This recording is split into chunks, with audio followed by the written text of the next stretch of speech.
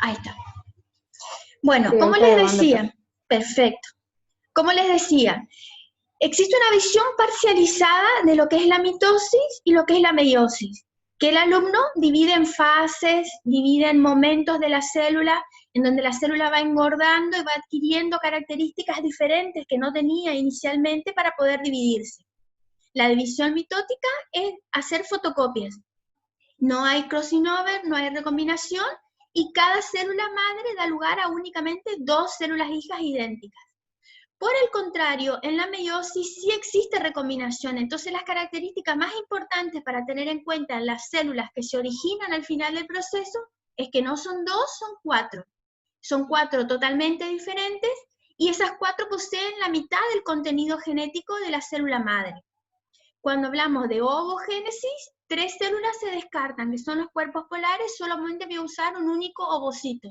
Cuando hablo de espermatogénesis, las cuatro células son espermatozoides funcionales y viables, ¿sí? Entonces, en este gráfico yo les pregunto, ¿qué significaría? A ver, esperen que pongo un mouse. ¿Ven el puntero ahí en rojo? ¿Qué significaría esta mitad Sí. celeste superior del gráfico?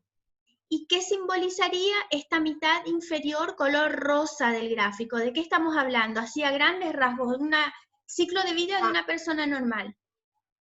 la celeste es meiosis y la rosada es mitosis, ¿puede ser? Perfecto. Entonces vos fíjate que el punto de quiebre, Leonela, es la fecundación. Antes de fecundar, yo hago meiosis, porque necesito una célula con la mitad del contenido genético. Y después de fecundar, hago mitosis, tanto para que el ovocito se convierta en un organismo multicelular, como para el crecimiento, ¿sí? La curación de heridas y todas las otras funciones que ya hablamos en la clase anterior, ¿sí? Y fíjense que el gráfico es muy específico porque habla de ovarios y testículos. No todo el cuerpo hace meiosis, solamente las gónadas encargadas de la reproducción. Entonces, para agregarle un poquito de complejidad al gráfico, estos procesos que se alternan, ¿sí? Son el haploide, que es el N, o el contenido cromosómico por la mitad, y el diploide, o 2N, que es el de contenido cromosómico completo. Entonces yo les pregunto, ¿por qué yo hago tanto hincapié en mitosis y meiosis? ¿Qué se supone que ustedes van a encontrar cuando estén al pie de la cama de un paciente que tiene un niñito con un problema? ¿De qué problemas podemos estar hablando al hablar de un problema de mitosis o hablar de un problema de meiosis? ¿Qué se imaginan? Porque cuando hay problemas de meiosis, ahí están los problemas hereditarios. Sí y no.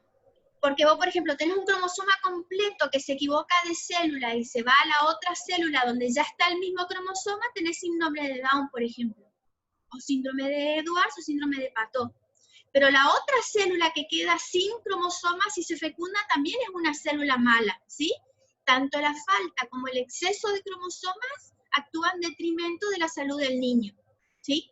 De la misma manera, si yo tengo un niñito que tiene un tumor, ese tumor con el que nació no es por meiosis, es por mitosis, es un crecimiento celular descontrolado. Si nace un niñito que le falta un brazo, la mitosis fue deficiente, porque ese crecimiento de ese órgano, que era un esbozo de la manito que debía crecer y formar los dedos, no se desarrolló. Fisura de labio, Profe, sí. ¿y cuándo es meiosis? O sea, una enfermedad así que sea por meiosis. Todos los síndromes cromosómicos que son por no disyunción tal día es el término tipo científico para decir que yo reparto cartas, cromosoma 1, cromosoma 1, cromosoma 2, cromosoma 2, cromosoma 3, cromosoma 3, hasta el 23. Me equivoco y doy dos cartas para el mismo lado, eso es no disyunción. Las dos células hijas va a haber una con exceso de cromosomas y una con falta de cromosomas. Disyunción es el proceso normal de repartir equitativamente y no disyunción el proceso anómalo donde esa célula se queda con un cromosoma faltando o le sobra un cromosoma. Entonces, todos esos defectos de meiosis previo a la fecundación, todos esos defectos dan patologías congénitas. ¿Qué significa el término congénito? Que está presente al nacimiento. Síndrome de Down, síndrome de Edwards, síndrome de Patot, acondroplasia, cualquier mutación, cualquier defecto en los genes o en los cromosomas previo a la fecundación. ¿Está bien? ¿Quedó claro? Bien, entonces voy a salir de este gráfico y vamos a ver las primeras semanas del desarrollo. Entonces, lo complicado de la clase de hoy es entender lo que hace el ovocito. El ovocito es una célula muy genial porque es como una mamá que tiene una casa con varios hijos y tiene perro y tiene marido y trabaja y estudia y encima se tiene que ocupar de ella misma, de arreglarse el pelo, de arreglarse las manos, ¿sí? Es una célula multitask, es una célula que hace muchas funciones en simultáneo.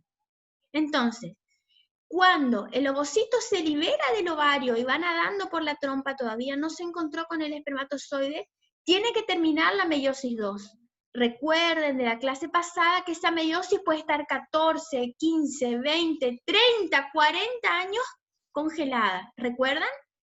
Porque el ovocito se gestó en el momento que ese bebé estaba en la panza de la mamá, pero la meiosis no se completa hasta que ese ovocito es elegido para ovular y liberarse del ovario, perdón.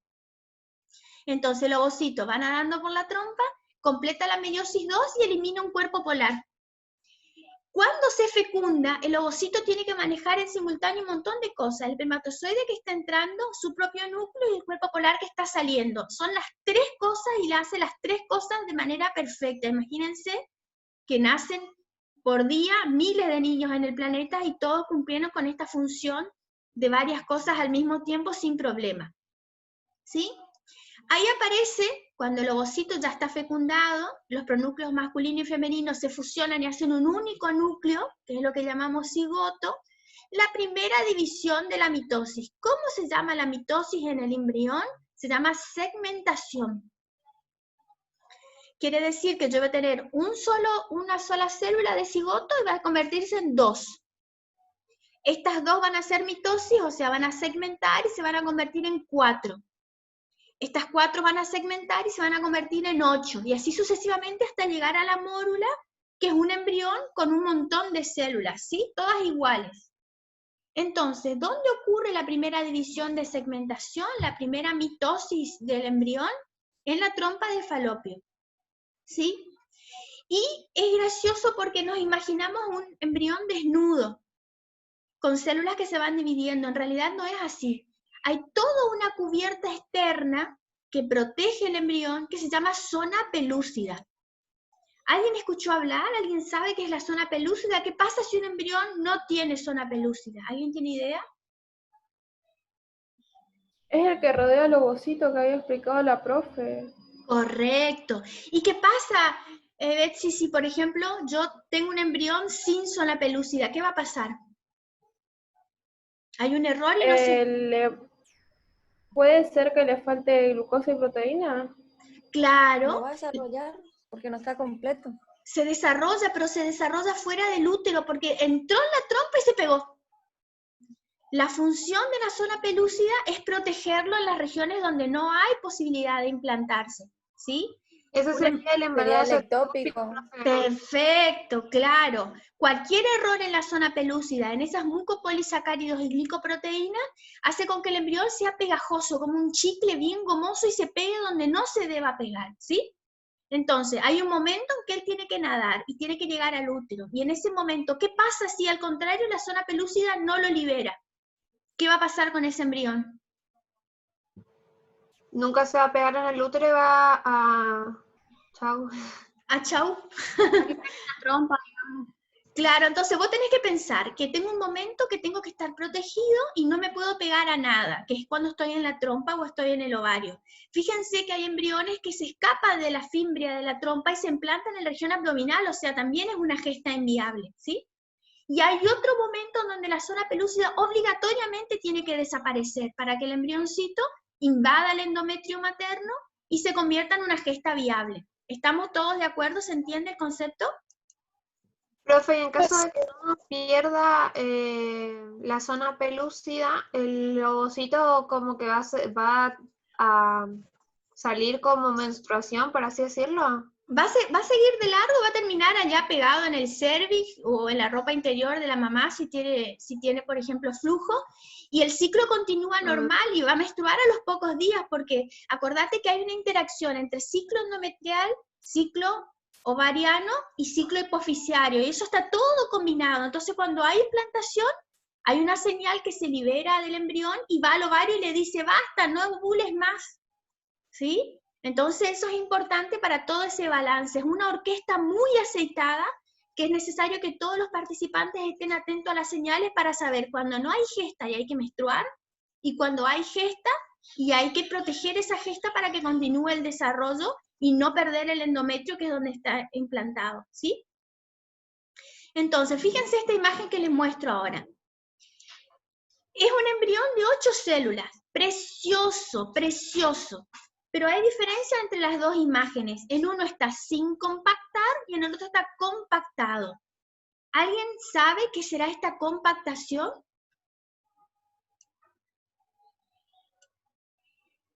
¿Nadie? Es como que yo, fíjense qué loco, ¿no? Agarro, es mórula, los dos son mórulas.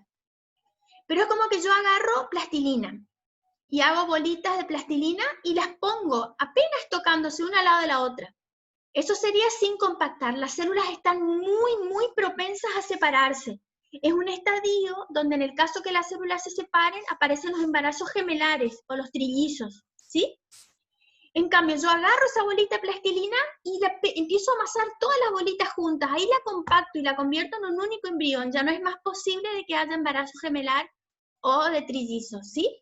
Este proceso... ¿No pasa nada si, por ejemplo, de una mórula que tiene 8 bolitas, Sí. caen, pues, o sea, se separan, por ejemplo, 2 y ahí de eso sale, digamos, un gemelo? ¿Sí? ¿Sí? ¿Es así? El gemelo este no sale con, no sé, algo faltante porque el otro tiene 6 y él tiene 2. No, porque son tan... La potencialidad de estas células es tan grande que ellas compensan la falta de células que hay entre distintos embriones con distinta cantidad de células. El proceso de gemelarización no es exacto, preciso, tipo 4 para mí, 4 para vos, ¿está? Pero esas células tienen tanto potencial que lo que hacen es compensar la falta de las otras, y el bebé nace completo, no le falta ni manito, ni bracito, ni piernita, ni un órgano, ni nada, ¿está? ¿Qué se cambia entre el gemelo y el mellizo? El gemelo es un único, una única mórula que se divide en dos, te da gemelos idénticos. El ADN es idéntico, fotocopiado. Mientras tanto, yo ovulo un óvulo que se fecunda y va por la trompa, y ovulo un segundo óvulo que va por la trompa y se fecunda, ahí tenés los mellizos. Son como hermanos consecutivos, en panzas consecutivas, las diferencias genéticas son enormes. ¿Está bien? Puede haber un varón y una nena. En el caso de los mellizos serían como un error, algo así, porque hay dos. No sé si llamarlo error, son variantes de la fertilidad humana. La especie humana es la más ineficiente, es la que más abortos tiene, la que menos óvulos ovula, la que con mayor facilidad hace meiosis anómala. No vas a comparar nunca con otro mamífero, por ejemplo, primates no humanos, que tienen una fertilidad altísima y todos los años se reproducen y la mona da 3 monitos por año, por ejemplo. ¿Se entiende? Los humanos somos mucho más, digamos, propensos a alteraciones que terminan en aborto espontáneo. No sé quién más estaba por preguntar otra cosa. Yo, profe. Entonces, el gemelo es una sola mórula que se vuelve a dividir en dos, y el mellizo son 2 óvulos. 2 óvulos y 2 claro, espermatozoides. Claro, 2 óvulos y 2 espermatozoides, Pero diferente. ¿Cómo? O sea, salen 2 óvulos juntos, por así decirlo, se ovulan 2 óvulos. Claro, porque antes se pensaba que los ovarios se alternaban. ¿Viste que a veces vos estás por menstruar y te duele el lado izquierdo y a veces te duele el lado derecho? Las personas, los médicos, pensaban que era porque este mes ovula el ovario izquierdo y este mes ovula el ovario derecho. En realidad no es así. A veces ovula 5 veces seguida a un lado y el otro es perezoso, y a veces ovulan los dos al mismo tiempo, y ahí es cuando tenés los embarazos múltiples. Si por casualidad ambos óvulos del mismo ovario, de distintos ovarios, son fecundados, vas a tener un parto múltiple. ¿Está bien? Profe, ¿qué hay de cierto en eso de que dicen que, por ejemplo, yo tengo una prima que tiene mellizos, una nena y un varón, y a mí me dijeron que como que para que los de mellizos es como medio hereditario, que si tu familia no tiene nadie que tenga mellizos, por así decirlo, no es propenso a que vos tengas mellizos, algo así. Cuanto más mellizos haya en la familia, más propenso de que nazcan de nuevo más mellizos, ¿sí? Es como que cuando hay pelirrojos, o cuando hay gente muy alta, o hay gente muy habilidosa para los deportes, eso está en los genes y se hereda, y generalmente compartimos los mismos genes, ¿sí? Entonces las mujeres que tienen la tendencia a ovular mucho, también son de grupos familiares que todas ovulan mucho. Sí, te escucho. Yo tengo a mi papá, por ejemplo, que tiene una melliza y supuestamente, tipo, no los hijos de él, sino mis hijos pueden, digamos, salir también mellizos. ¿Eso es verdad o no? ¿Sí? No hay como una cláusula de seguridad que vos sí o sí vas a tener mellizos o seguro no vas a tener, pero cuando hay mellizos en la familia es más propenso que nuevos mellizos aparezcan. ¿Se entiende? Profe, ¿en 2 personas con síndrome de Down pueden llegar a tener hijos? Generalmente no, porque una de las características del síndrome de Down es que los ovarios y los testículos no son funcionales. Los casos descritos de personas con Down que llegaron a tener hijos son personas que son mosaicos. ¿Recuerdan la definición de mosaico? Tiene una línea celular normal y una línea celular con el síndrome de Down. Entonces no es 100% Down, por eso a veces puede funcionar algún pedacito de la gónada de ovular, pero los casos descritos son rarísimos, rarísimos. Lo más normal es que una persona con una anomalía cromosómica de cualquier tipo, por el coeficiente cognitivo afectado o porque los órganos no funcionan, no se pueda reproducir. ¿Estamos? ¿Puedo seguir con la clase? Bien. El hijo, si tiene padre Down, ¿sale Down también el hijo? No hay posibilidad de reproducirse. Generalmente la gente con Down tiene ovarios y testículos que no funcionan. No se conocen casos de chicos con Down que tengan hijos con Down. ¿Está? Pero es porque cognitivamente están tan afectados que no tienen autonomía para decir, me voy a vivir solo, voy a tener una casa, voy a trabajar, me mantengo solo. Tienen una dependencia de las otras personas de la familia muy elevada. Recuerden que su coeficiente intelectual es reducido. Algunos no comen solos, algunos no se bañan, algunos no tienen control de esfínter, ¿sí? Entonces hay de todos tipos. Hay gente muy autónoma con Down y hay gente muy limitada con síndrome de Down. Eso depende de características genéticas que yo no les podría explicar en esta clase, es muy complicado. Pero hay de los dos tipos. ¿Está bien? Bueno, seguimos con la clase. Fíjense lo que les estoy mostrando. Estas fotos en negro son de embriones humanos, ¿sí? En 2 células, acá ocurrió la primera segmentación, está viajando por la trompa. Acá ocurrió la segunda segmentación, sigue viajando por la trompa. Y fíjense, entre esta tercera imagen y entre esta cuarta imagen, qué grande la diferencia, pero no hay diferencia en el número de células. Esto ocurrió la compactación. Es como que se amasan y se apelmazan y se pegotean todas las células y ya no hay más posibilidad de que se separen. Para los casos de fertilización asistida, ustedes saben que una mujer que tiene dificultad de reproducirse puede de alguna manera hacer estimulación de la ovulación, ovular una gran cantidad de óvulos que no es normal, y el médico con la laparoscopía exploratoria hace una incisión en el abdomen y va colectando los óvulos. Estos óvulos se fecundan in vitro en una placa de Petri fuera del cuerpo de la madre y después se implantan en el útero materno. Para hacer estudios genéticos y sacar una célula del embrión para ver si el embrión es normal o no, sí o sí hay que sacarlo previo a la compactación. Porque si no, cuando ya está compactado, yo intento sacar una célula y lastimo todo el embrión, que lo más probable es que sea inviable. Entonces la compactación es una característica importante que tienen que recordar para rendir el parcial, ¿sí? Otra cosa, fíjense, la segunda imagen inferior con la tercera imagen inferior, ¿sí? ¿Qué es lo que ocurrió acá? Yo prácticamente puedo ver el embrioncito, es esto que se llama macizo celular interno. Todas las células grandes que están alrededor son células que van a dar lugar a la placenta. Y todo este espacio vacío que está en el medio, ¿sí? Es una cavidad llena de líquido que es súper, súper, súper importante. Yo siempre le digo a los alumnos, imagínense que compran una lata de aceituna, un frasco de aceituna. Y yo les digo, sin abrir el frasco, mueva las aceitunas del lugar. ¿Es posible?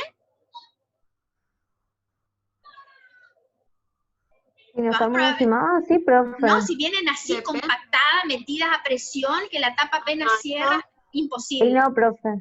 Entonces, hay movimientos celulares durante el desarrollo embrionario que son muy importantes. Vamos a ver hoy la anencefalia y los defectos de cierre del tubo neural, ¿sí? Entonces, es importante que las células se puedan cambiar de lugar y moverse y reacomodarse. Entonces, este espacio lleno de líquido que yo les mostré acá abajo es recontra importante, porque hace posible que las células cambien de lugar y los órganos se organicen, valga la redundancia, y lleguen a un bebé normal, saludable, ¿sí?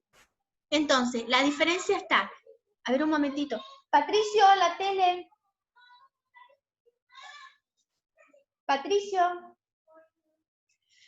Entonces, vamos a ver términos de vocabulario. Tengo el óvulo, una vez que se fecunda lo llamo cigoto, una vez que segmenta lo llamo blastocisto. Y una vez que tiene toda esta cavidad amniótica dentro, ¿sí? Es el blastocisto propiamente dicho. En realidad es como que es capaz de mover sus células y organizarlas internamente. Entonces, tenemos este gráfico en donde tenemos... esto me olvidé de mostrarles. ¿Alguien sabe qué es esto pequeñito que está acá? Fíjense que está dentro de la zona pelúcida. Hubo una única mitosis, segmentó una vez, pero ¿y esto pequeñito que está acá, qué será? ¿Cuerpo polar? Cuerpo polar, perfecto, bien. Seguimos. Este es el mismo gráfico, como las divisiones celulares van aumentando, ¿sí? Y ahora vamos a ver, aparte de la compactación, que es el aumento del área de superficie celular de contacto, esa es la definición de compactación, ¿sí? Vamos a pasar a un segundo evento. Están viendo que todas las palabras en azul resaltadas tienen un número chiquito abajo, son todos los eventos que vamos a ir mencionando. Ahora vamos a mencionar la polarización. ¿Se acuerdan que hicimos una bolita de plastilina? Todo lo que tocó mi mano va a ser el lado de la bolita de plastilina que tenga cilios, ¿sí? Van a ser microvellosidades que se van a como ensamblar en la zona pelúcida. Y todas las membranas de las células del embrión que están entre sí mismas, pegadas contra sí, no van a tener vellosidades. ¿Se entendió? Entonces, las membranas internas tienen caras lisas y las membranas externas que tocan la zona pelúcida tienen vellosidades. Para el estadio de 32 células que se llama mórula, todavía no hay blastocele, no hay esa cavidad enorme líquida que habíamos hablado. Voy a tener 10 células internas y 20 células externas. ¿Me siguen hasta acá? Voy muy rápido. Digan. Yo tengo una duda. Usted había dicho, bueno, el óvulo, luego el cigoto y después el blastocito, así se le llama, ¿no? ¿Y la mórula en qué parte vendría? Está justo antes del blastocisto. Perdón, me la comí. Sería ovocito, cigoto, mórula, blastocisto. Gracias, profe. De nada, perdón, me comí el término. Bien. Ahora, ¿cuál es la tercera característica de las células humanas? Es que son lentas para hacer la mitosis, muy lentas, ¿sí? Y la cuarta característica es cómo se dividen estas células. Entonces, si ustedes pueden ver acá, vamos a ver, que imagínense estos vidrios, ¿sí? Esto es un gráfico que intenta explicar el plano de la división, donde el vidrio corta la célula, una célula nueva va hacia arriba y una célula nueva va hacia abajo. Entonces, el plano de división de esas mitosis o segmentación, como la llamamos, ¿sí? El primer plano, ¿sí? Es lo que llamamos meridional y el segundo ecuatorial. Esto es súper importante porque las células se empiezan a organizar. Imagínense, gente, qué cosa más fantástica. Estamos hablando de un embrión de 4 células. que tiene apenas un par de horas de vida, la mamá no tiene ni idea que eso viene flotando por la trompa y que se va a implantar, y ya tiene una organización interna, ya sufrió la compactación, sufrió la polarización, es lento en la división celular y ahora tiene una orientación específica de división de segmentación, ¿sí? La verdad que es asombroso. ¿El segundo plano? Uno, fíjate que está acá, Leonela, ves, uno es meridional porque corta los polos, polo superior a polo inferior, o polo norte o polo sur, como te guste. Y el ecuatorial es el que corta en el ecuador de la célula. ¿Está bien? Bien. Otra característica importante, la número 5, es que las células no aumentan exponencialmente. Nosotros, para que sea fácil de entender para un alumno de primer año que está empezando a entender todos estos eventos súper complejos, decimos que de 2 pasa a 4, de 4 pasa a 8, de 8 pasa a 16. En realidad, una vez que son 4 células, cada célula se divide como puede y cuando puede y como quiere. Entonces va a haber módulas de 7 células, de 9 células, de 11 células. ¿Se entiende? No es exactamente múltiplos de 2 el número de células que vamos a encontrar, ¿sí? Es muy frecuente que las células sean impares. Cuando el bebé, o sea, vamos a hacer una analogía, a ver si nos logramos entender. Vamos a suponer que Milagro, Victorina, Priscila, Cecilia y Jennifer vienen a casa y me dicen, profe, vamos a hacer un viaje. Bueno, vamos a hacer un viaje.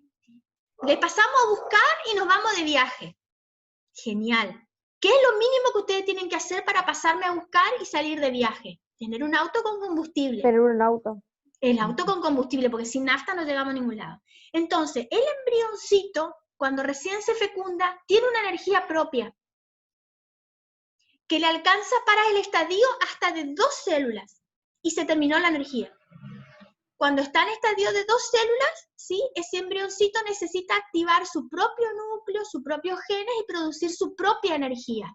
O sea, muchas personas, estoy hablando de lo más frecuente que ocurre en medicina, que tienen un tipo de esterilidad sin causa aparente, que el médico no sabe que tiene, porque tiene buenas trompas, ovula una gran cantidad de óvulos, el marido tiene buenos espermatozoides en cantidad, no nadan en círculos, nadan linealmente, son enérgicos, y empiezan a estudiar y no le encuentran por qué son infértiles. La mayoría de las veces está relacionado a que ese combustible que el embrión tiene que tener a partir de las 2 células y activarse solito no se activa. ¿Se entiende? Entonces, yo voy a activar mi propio núcleo. Es como que las chicas me vienen a buscar y en la casa de ponerle que salen de lo de Victorina, bueno, le empuja el papá al auto. ¿Sí? Y ahí el auto anda un par de cuadras hasta mi casa, pero llega a mi casa y necesitamos tener nuestra nafta, nuestro motor, nuestra energía para poder terminar el desarrollo embrionario hasta el 9º mes. O sea, el embrión debe ser autónomo y debe producir su propia energía. Ustedes piensen que el embrioncito de 2 células todavía no se implantó, no tiene placenta. ¿De dónde se va a nutrir? ¿Sí? Entonces es importante esa activación de el núcleo en estadio de 2 células, en donde yo voy a tener 2 tipos de células. Ya tengo 2 células y tengo 2 tipos de células. Fíjense qué fantástico, ¿sí? Uno es el trofectodermo, que va a ser la futura placenta, y el otro es el macizo celular interno, que es el propio embrión. ¿Hasta acá me siguen todas? ¿Cómo vamos?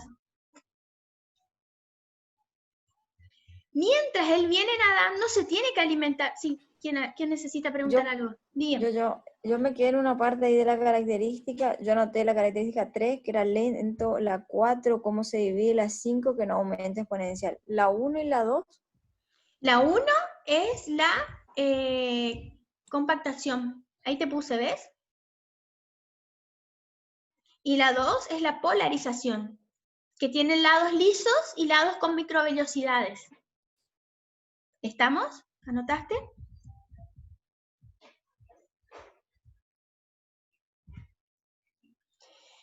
Entonces, volvemos a la analogía del auto. El auto ya tiene su propio combustible, pero ¿de dónde sale eso? El trofectodermo, que es las células que van a dar origen a la placenta, va a empezar a bombear líquido hacia adentro. Ese bombeo de líquido hace en parte del mecanismo de nutrición, pero lo más importante es que es el frasco de aceituna. Yo tengo que generar ese espacio de líquido vacío grande para poder mover las células, ¿sí? Eso es lo que va a empezar con el bombeo de fluidos. Y el bombeo de fluido es así, calcio, sodio y agua, ¿sí? Algunas de estas 3 moléculas se bombea o de forma activa, porque hay una bomba como la de sodio, que es la flecha amarilla. Hay otra que es pasivo, que el agua naturalmente ingresa al embrión en movimiento pasivo, y el cloro ingresa junto con el sodio y el agua en el movimiento pasivo. Entonces, ¿entienden el color de las flechas? Amarillo para movimiento con bomba, celeste para movimiento pasivo, y blanco también para pasivo, pero no de agua, sino de iones. Entonces, si ustedes prestan atención, van a ver células que tienen la membrana pegada, y células donde la membrana se empieza a despegar y se llena de líquido. ¿Me siguen? Volvemos a este mismo gráfico. Voy a pasar de 2 células a 4 células, de 4 póngale a 7, 8, 9, no se llegan a contar. Las compacto, no las puedo contar más, y genero esta gran cavidad de fluido que se llama blastocele internamente. Recién en este momento el embrioncito empieza a crecer de tamaño. Tenía una célula grande que dio lugar a 2 células con la mitad del tamaño, a 4 células con 1/4 de tamaño, a 8 células con 1/8 de tamaño, y así sucesivamente, y recién como blastocisto va a empezar a crecer. ¿Me siguen? En este momento estamos viendo un embrión que está a punto de implantarse, rozó el endometrio, eligió un lugar y se depositó, ¿sí? Y ahora va a empezar esa lucha materno-fetal en donde la madre permite la invasión, ¿sí? La lesión del endometrio para que el embriocito se hunda y se meta y se cubra adentro del endometrio, ¿sí? Entonces, ¿qué tengo que entender yo? Una foto. Sí, te escucho. Yo vi una foto de lo que sería el embrión más o menos a los 28 días más o menos, y tiene una forma parece un animal, o sea, es como que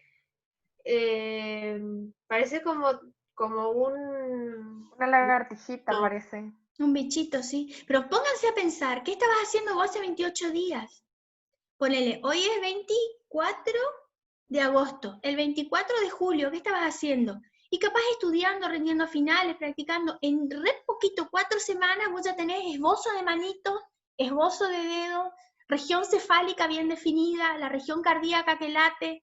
O sea, es realmente asombroso lo rápido con que se desarrolla, pero por sobre todo, la falta de síntomas que pueden tener las mamás, que pueden consumir alcohol, fumar, tener una caída o tener algún accidente y abortar ese feto que está en un desarrollo embrionario muy, muy sensible, y piensan que menstruaron fuera de fecha nomás. Es muy difícil a este punto del desarrollo que vos realmente pienses en que tuviste un aborto espontáneo.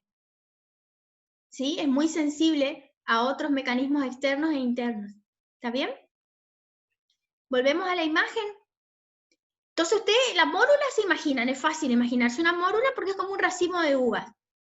Ahora, el blastocele y el blastodisco o blastocisto es esta estructura. Todo esto que está acá es el futuro bebé. Y todas las células más grandes que están por afuera son las futuras placentas, cordón umbilical y todas las estructuras extraembrionarias. Ahora, algo importante para tener en cuenta para el parcial es que el embrión no se va a implantar de cualquier lado. Las únicas células que tienen la capacidad de invadir el endometrio y de avanzar en el proceso de gestación son las células del trofoectodermo, ¿sí? Del trofoblasto, pero pegadas al macizo celular interno. Repito, ¿se entendió? ¿Puedes repetir? Repite, profe, por favor. Claro, la idea es que el embriocito viene girando, viene nadando en el líquido. Toca una parte del endometrio. Si tocó con esta parte de acá abajo, no se va a implantar. Necesita rodar por el endometrio y tocar el endometrio en la parte del trofoblasto que está pegado al macizo celular interno. ¿Ven en la imagen cómo él invade? Son estas células en gris o celeste muy claro que invaden a las células más cuadradas de la mucosa del epitelio de la mamá, del endometrio. No todas las células tienen esa habilidad, solamente las que están del lado de afuera del macizo celular interno, pero pegada al macizo celular interno. ¿Se entendió? Sí, profe. Bien, continuamos. Fíjese, estamos en día 3:30. 3:30, hoy es lunes, yo ni sé lo que hice el viernes. Estamos en 3:30 días, a 4:30 días. Bueno, ¿qué es lo que yo ya veo? Que el macizo celular interno, el futuro bebé, se polarizó en dos regiones bien delimitadas. Uno se llama hipoblasto y el otro se llama epiblasto. Entonces, estamos en este gráfico, ¿sí? Fíjense que las células rosadas y grandes son el futuro bebé, pero está rodeado de células celestes, que son las futuras membranas extraembrionarias, o sea, todo lo que es placenta y cordón, pero del lado de adentro hay otras células importantes. ¿Están viendo que son diferentes, que hay 3 colores de células? ¿Sí? Entonces, para que nosotros entendamos bien, yo les hice este gráfico. Es medio rústico, pobre, porque hizo la profe Paint, pero no lo van a encontrar en ningún libro y es importante para entenderlo.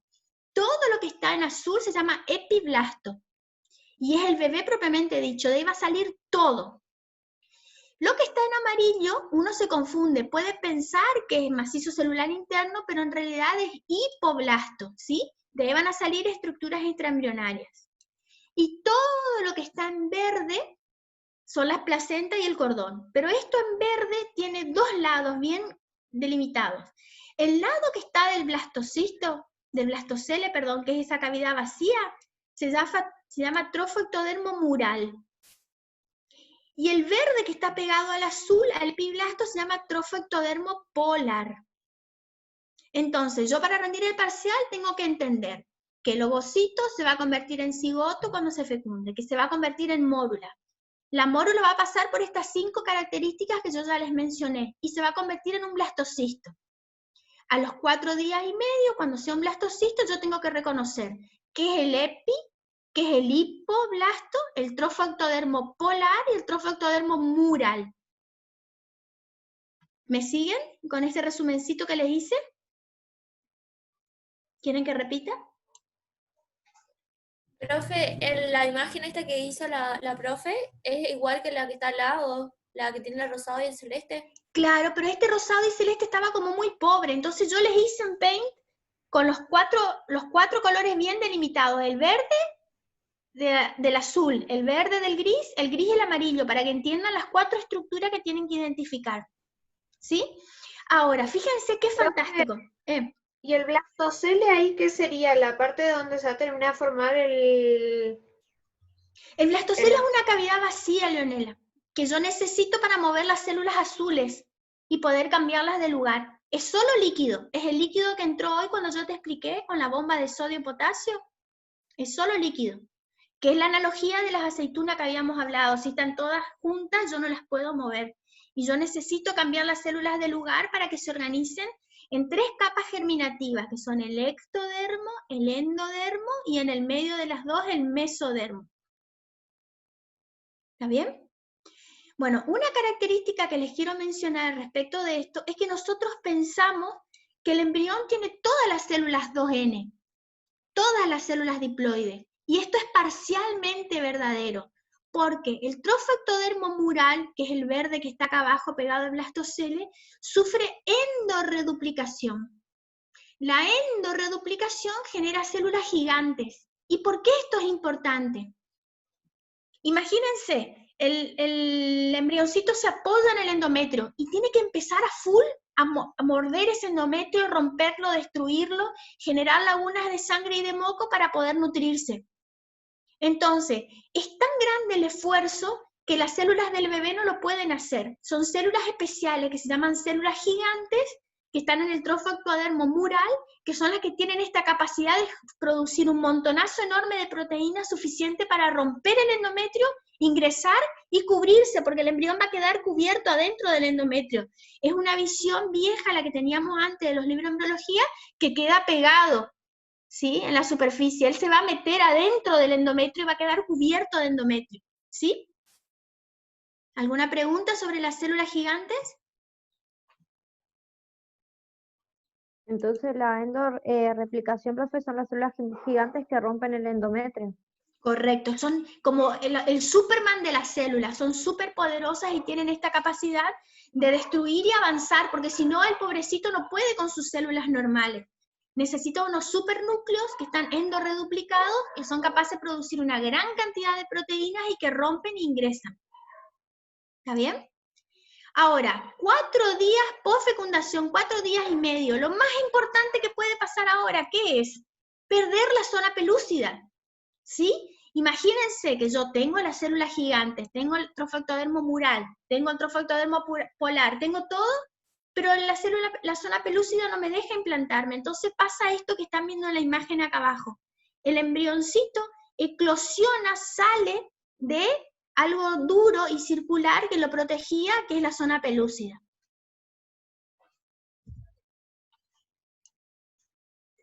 Entonces, implantación día 5. Proteínas, ¿sí?, que se llaman proteasas del propio embrión, digieren la matriz del epitelio del útero y bombean fluido hacia adentro. Todo lo que va rompiendo de vasos se convierte en nutrientes. La profe creo que les explicó eso en la clase pasada, ¿no? Las lagunas de sangre y moco. Entonces, llegamos a este punto, ¿sí? Fíjense, lo que está en gris, acá en el cursor rojo, es el endometrio propiamente dicho. Las células del epitelio del endometrio son estas que están acá. Y el embrioncito es esta estructura de varios colores que, como ustedes están viendo, hace una estructura que se llama sincicio-trofoblasto. Presten atención. Cada redondito tiene un puntito adentro, o sea, cada célula tiene un núcleo. Pero esto que está nombrado como número 3, no tiene células. ¿Están viendo que es como un moco gigante con un montón de núcleos pequeños? Estas son las células gigantes. ¿Ven la diferencia en el gráfico? Tengo el epiblasto en azul, el hipoblasto, el número 2 en amarillo, toda la cavidad de blastocele vacía, y las futuras células de membranas extraembrionarias por fuera en el número 4. Pero aquellas células pegadas al epiblasto son las supercélulas capaces no solo de reproducirse y tener energía, sino que invaden el endometrio y permiten el ingreso. Fíjense como en la imagen de al lado, él ya está casi 50% adentro. Las células del hipoblasto en amarillo ya están mucho más grandes, las número 5 o del epiblasto están mayores también, y hay más cantidad de células verdes, que son las células, ¿sí?, del citotrofoblasto. Entonces yo necesito diferenciar citotrofoblasto de sincicio-trofoblasto. Citotrofoblasto, células comunes, una célula con un núcleo. Sincicio-trofoblasto, muchos núcleos en una gran masa que no parecen células, porque son las células gigantes que van a ayudar a invadir. ¿Por qué yo les repito tanto esto? Porque hay una pregunta de parcial. Nosotros tomamos todos los finales, gente. Nadie va a rendir final y no se le hace esta pregunta. ¿Cuáles son las 4 capas de la barrera placentaria? O sea, la sangre del bebé circula en un sentido, la sangre materna en otro, y no se tocan. Pero los productos de adentro de la sangre materna y de la sangre fetal se interrelacionan porque entran los nutrientes y salen los productos de desecho. Entonces hay 4 membranas que tienen obligatoriamente que entender, conocer, que se llama la barrera placentaria, ¿sí? Está el endotelio, el citotrofoblasto, el sincicio-trofoblasto y la propia vellosidad corial. ¿Está bien? Todos tienen que saber, y nosotros les juro que le decimos todas las veces a todos los alumnos, llegan al parcial, se sientan, lo primero que le preguntamos, barrera placentaria, y no saben las 4 palabras. ¿Está bien? Bien, continúo. ¿Puedes repetir una vez más? ¿Qué querés que te repita? ¿La barrera? Sí, por favor. La barrera, tengo el endotelio, que es la superficie de la vellosidad. El citotrofoblasto, el sincicio-trofoblasto y el mesénquima, que es como la red de proteínas que sostiene ese vaso. Entonces, la sangre fetal nunca va a entrar en contacto con la sangre materna, pero el nutriente ingresa y el producto de desecho sale. Atraviesa esas 4 barreras, ¿sí? Que la conocemos conjuntamente como barrera placentaria. Es súper importante porque ustedes van a tener que encontrar las palabras simples para explicarle a una mamá que la barrera placentaria dejó pasar el alcohol que consumió, el cigarrillo que fumó, el antibiótico que tomó cuando no debía, ¿sí? Entonces la barrera placentaria es una barrera que no es 100% nula. Pueden pasar virus, pueden pasar bacterias, pueden pasar teratógenos, entonces eso es importante explicarle a una mamá. Claro, no le podemos decir los componentes porque no van a entender, tenemos que hablarle con Claro, términos pero más vos en tu entendibles a cabeza, ella. claro, pero en tu cabeza tienen que estar súper claros esos componentes para que vos encuentres palabras más simples, analogías más simples para que esa mamá entienda que, ay, el bebé no es persona, te van a decir. O el bebé no pasa nada si yo fumo, si yo tomo alcohol. No, el bebé consume todo lo que la mamá consume. Es más, los estudios más recientes apuntan hasta que el líquido amniótico cambia de sabor respondiendo a qué es lo que la mamá come. O sea, hay bebés que nacen y dicen, no come la papilla que yo le hago. Y claro, vos no comiste zapallo en todo el embarazo, entonces el bebé no quiere comer zapallo.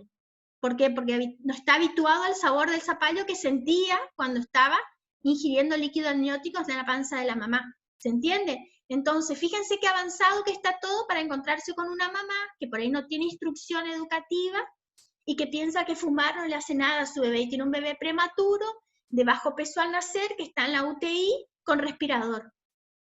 Entonces, no es para echarle la culpa a alguien, chicos, entiendan, es para que nosotros hagamos prevención para la próxima gesta que esa mamá joven va a tener, ¿sí? Bueno, continuamos. Estamos en ¿Qué es el 9 que está en anaranjado? 9. ¡Ah! ¡Qué buena pregunta! Vos sabés que hay una cicatriz que se hace cuando el óvulo fecundado, el cigoto, el blastocisto, como le quieras llamar, ingresa por completo y se cubre, se hace una cicatriz que se llama tapón, ¿sí? De fibrina.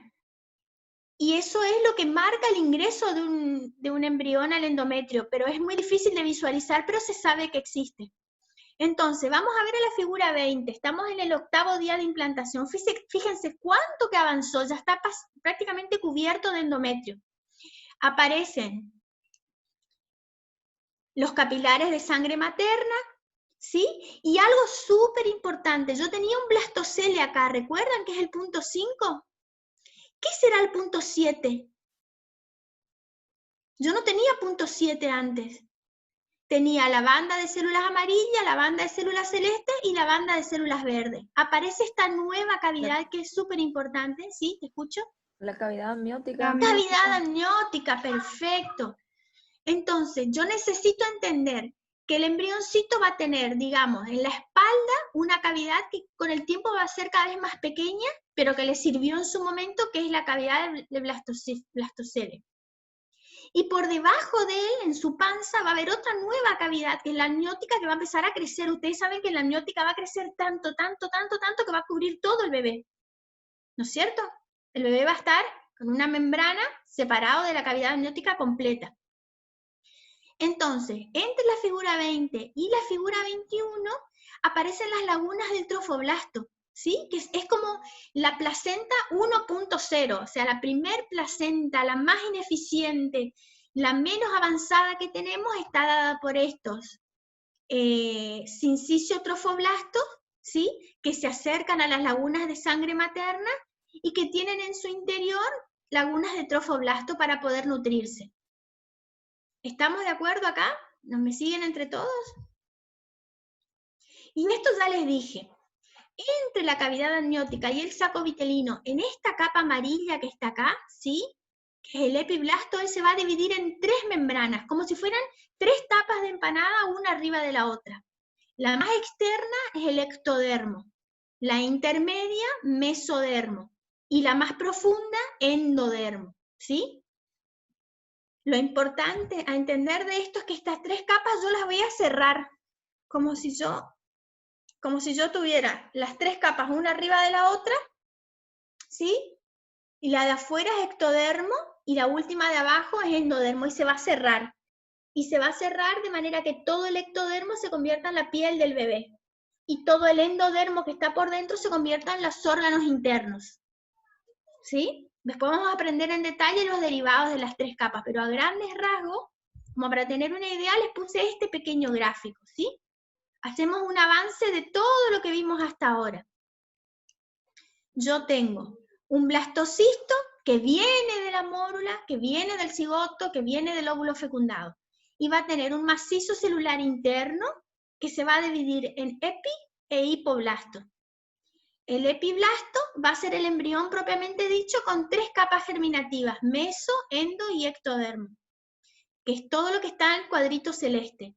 Todo lo que está en rosa va a ser tejido extraembrionario, la cavidad amniótica, el saco vitelino, la placenta y el cordón umbilical.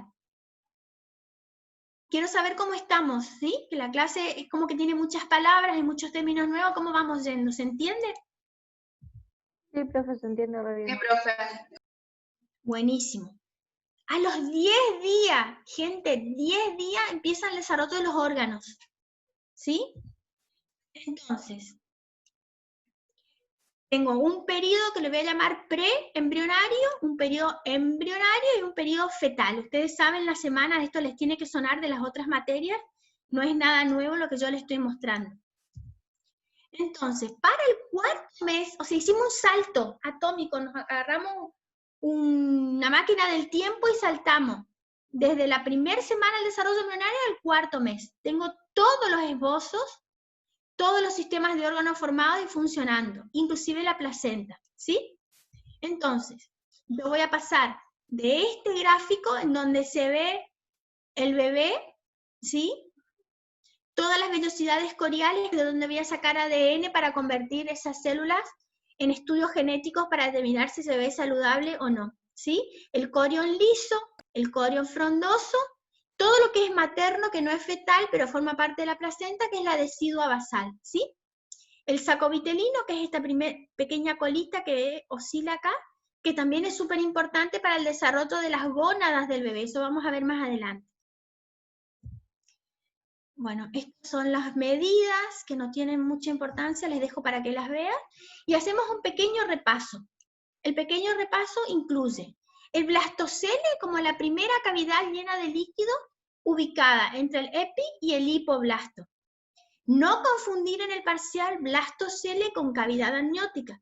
La cavidad amniótica es la segunda cavidad que se forma también llena de fluido, pero entre epiblasto y trofoblasto, ¿sí? Entonces, para que la clase continúe de manera fluida, no solo la de hoy, sino las próximas clases, es re importante que este gráfico se entienda bien. La cavidad amniótica está pegada al pedículo que une el embrión con la futura placenta. Del otro lado opuesto está el futuro saco vitelino, ¿sí? Entonces, yo acá veo un embrión de 2 capas embrionarias. Es súper fácil acordarse. Semana 1 tiene una capa embrionaria. Semana 2 tiene 2 capas embrionarias. Y semana 3 tiene 3 capas embrionarias. Entonces nosotros en el final le podemos preguntar, por favor, explique qué pasa en semana 3. Lo mismo que tienen que saber que hay 3 capas, que apareció el mesodermo en el medio del ecto y el endodermo, ¿sí? Pero muchos gráficos de los libros, para los que compraron el libro, va a aparecer esta estructura que está acá abajo, ¿sí? Entonces, ustedes se preguntan, ¿qué es esto que estoy viendo que parece un panqueque con el borde quemado, una tapa de empanada? Bueno, esto es justamente esta estructura que está acá, en amarillo y en celeste. Este pliegue que se eleva hacia arriba es porque arriba está la cavidad amniótica, como si fuera un globo superior. Y el pliegue que ven por debajo es el saco vitelino, que está como otro globo por debajo de la cavidad, ¿sí? Entonces, para la clase de hoy, para entender defectos de cierre del tubo neural y ya ir cerrando, tienen que entender que aparece esta línea primitiva. ¿Se ve acá una rayita? La línea primitiva, ¿sí? Es una línea súper importante, porque permite el ingreso de las células. Como ustedes pueden ver, las células vienen de los bordes del embrión, se encuentran en la línea primitiva, ingresan adentro del embrión, y se separan otra vez y se alejan para permitir el ingreso de más células. Este movimiento es un movimiento importante que se denomina neurulación, ¿sí? Fíjense, es otro gráfico de lo mismo. Tengo la línea primitiva, las células azules vienen acercándose, se convierten en naranja, ingresan y se separan otra vez del medio para permitir el ingreso de más células. ¿Por qué es importante esto? La línea primitiva crece en un sentido y después vuelve al punto inicial donde se formó. Y es inversamente proporcional, a la notocorda. ¿A alguien le suena notocorda? ¿Qué será la notocorda?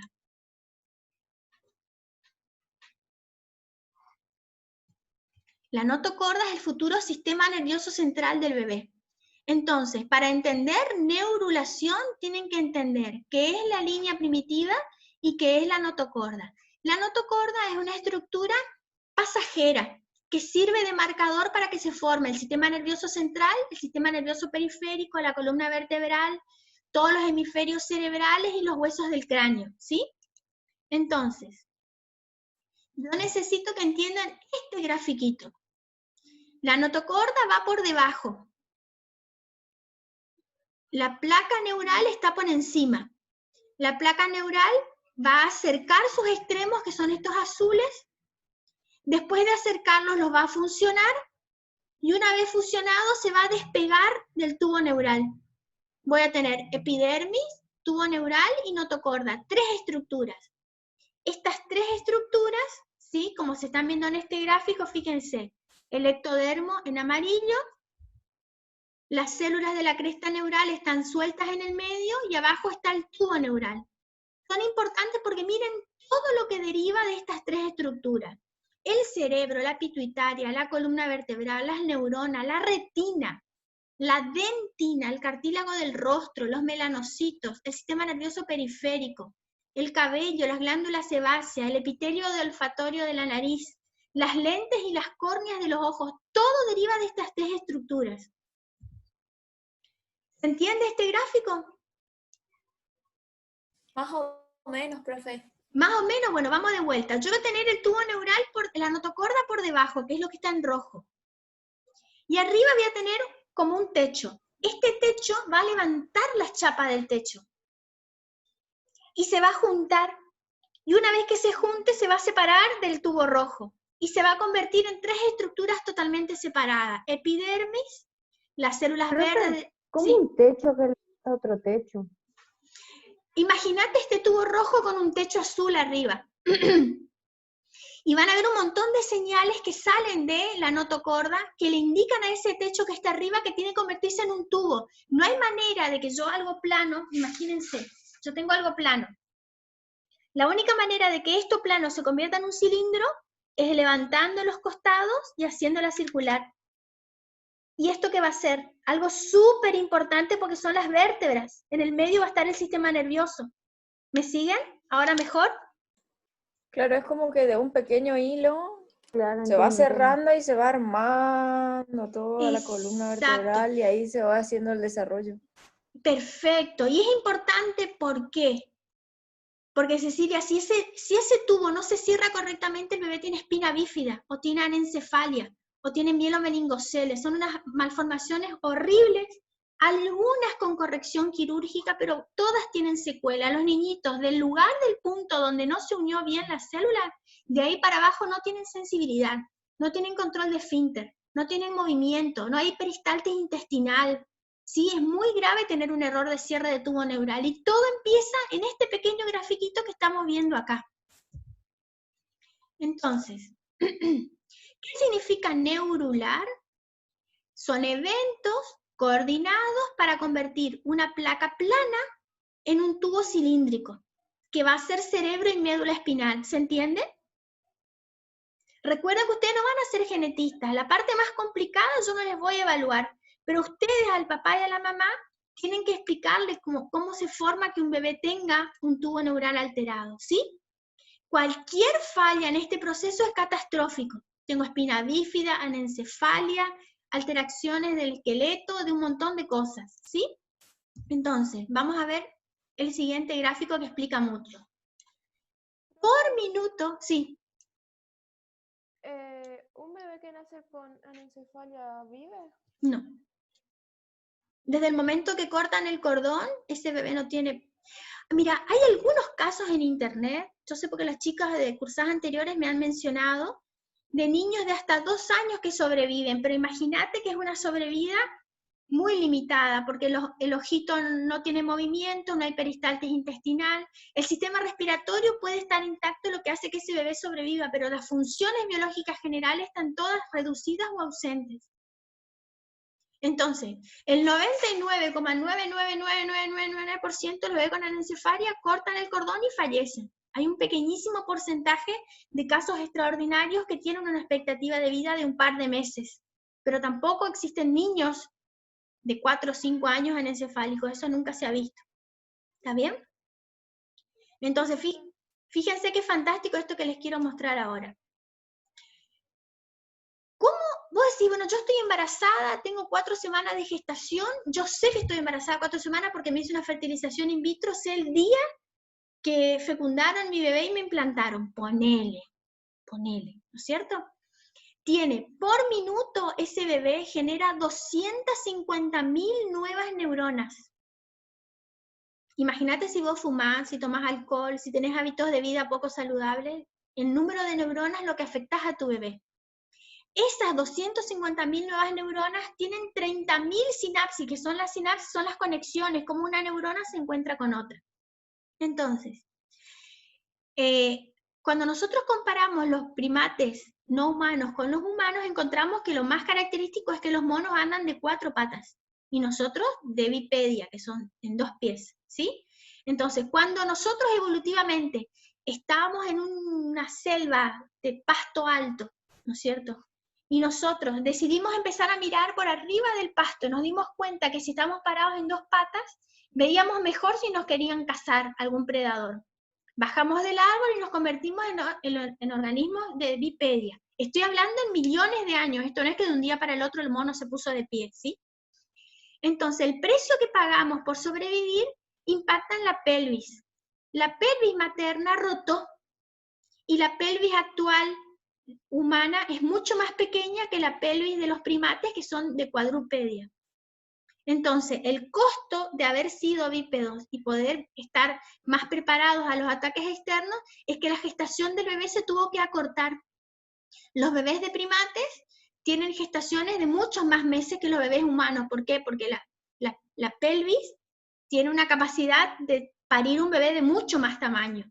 En cambio, los humanos tenemos un máximo de 3,5 kilos, 4 kilos, lo que pueden hacer un bebé si una mamá dilata bien, en relación a la pelvis, ¿no es cierto?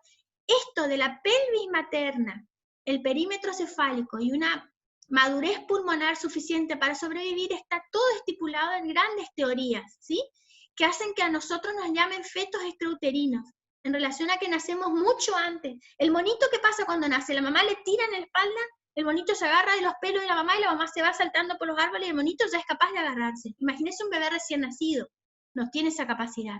Entonces hay una distancia muy grande entre la madurez de un niño recién nacido y la madurez de un monito recién nacido, y eso tiene que ver con el costo que pagamos porque nuestra cavidad pelviana es mucho más pequeña, ¿sí? Entonces, de cualquier manera, es importante recordar que si el tubo neural permanece abierto o hay una falla en cualquier lugar del tubo, aparecen los errores de cierre del tubo neural. Todos son muy graves, algunos operables, otros no, ¿sí? Entonces, nosotros no cerramos todo el tubo neural de una vez. Tenemos varios puntos de cierre. Por ejemplo, el punto número 1, que estoy marcando con el láser en rojo, es bidireccional. Crece en sentido del cuello y crece en sentido de la columna. El punto número 2 también es bidireccional, crece hacia la frente y hacia la nuca. Ya el punto número 3 es solo facial unidireccional. El punto número 4, solo cervical unidireccional. Y el punto número 5, solo lumbar unidireccional. Entonces, ¿por qué sabemos que son 5 puntos? Porque hemos estudiado durante muchos años cuáles son los defectos que tienen los bebés al nacer. Cuando falla el número 2, tengo la anencefalia. ¿Alguien sabe el proceso por el cual se genera la anencefalia? ¿A alguien le suena? ¿Vos sabés que se desarrolla toda su cavidad, no sé si cerebral, ay, no sé, pero... No Fíjate, se desarrolla su cerebro, básicamente, la claro, función. en realidad sí se desarrolla, Cecilia, y sí se desarrolla, Milagro. El cerebro se desarrolla, pero no hay hueso. Ante la falta del hueso, el líquido amniótico corroe el cerebro del bebé. Si vos le agarrás a una mamá que tiene un bebé en la panza con anencefalia, le pinchás el brazo y le sacás sangre, hay neuronas fetales en la sangre materna.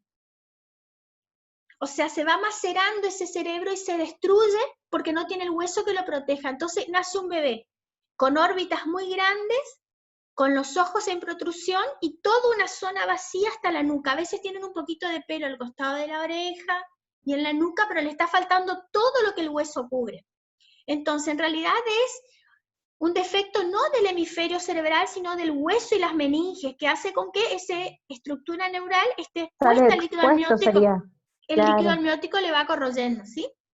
Bien. Entonces, hidrocefalia es exceso de líquido, ¿no? Hidrocefalia es exceso de líquido, pero no es un error de cierre de tubo neural, Milagro, porque ahí hay un error de válvula. Hay cráneo, hay calota, sí, está el cerebro cerrado, pero hay líquido en exceso adentro. Y fíjense, en el resto del gráfico, cuando es la oclusión número 5 la que no se cierra, tengo, por ejemplo, espina bífida lumbar, ¿sí? Entonces, ¿qué causa que un bebé tenga error de cierre de tubo neural? Esto es lo más difícil de explicarle a la mamá. Son muchas causas que tienen un efecto muy cortito, ¿sí? Hay enfermedades de un único gen, que llamamos monogénicas, hay enfermedades de los cromosomas, como el síndrome de Down, y hay enfermedades que tienen muchos genes pequeños que se suman a eventos ambientales adversos. La infección congénita de algunas patologías da anencefalia. Hay enfermedades maternas que son propensas, por ejemplo, la obesidad materna o la diabetes. Medicamentos, mamás que sufren, por ejemplo, depresión o epilepsia, no pueden gestar tomando esos mismos medicamentos. Hay que adaptar los medicamentos para encontrarle el menos nocivo para el bebé, ¿sí? Y por supuesto, hay un gran número de porcentaje, que es el 50% de los casos en donde es desconocido qué es lo que causó. Si el error del tubo neural es en el primer trimestre, fíjense, el cierre no es correcto, hay encefalocelia o espina bífida. Si es en el segundo trimestre, microcefalia, que es el cráneo muy pequeño. Espina bífida. La espina bífida, ¿viste? ¿Comiste alguna vez sopa con caracú? El huesito redondo que te pone mamá en la sopa. Que tiene médula adentro. Eso. Entonces, todas tus vértebras son así cerradas. Protegen adentro el sistema nervioso. Cuando la vértebra queda abierta, es espina bífida. Ahora vamos a ver unas imágenes. Hay distintos tipos de espina bífida. Algunas sale solo piel y en otras sale todo el sistema nervioso para afuera. Entonces, cuando se hace una ecografía y se detecta la espina bífida, ese bebé imposible gente que vaya a parto normal. Es un bebé que tiene que nacer así, con 2 pincitas, con una cesárea donde lo sacan de la panza de la mamá y lo ponen panza abajo y se le ponen unas membranas especiales en el lugar de la lesión para que ese sistema nervioso que está expuesto no se infecte, no se contamine y no se lastime, ¿sí?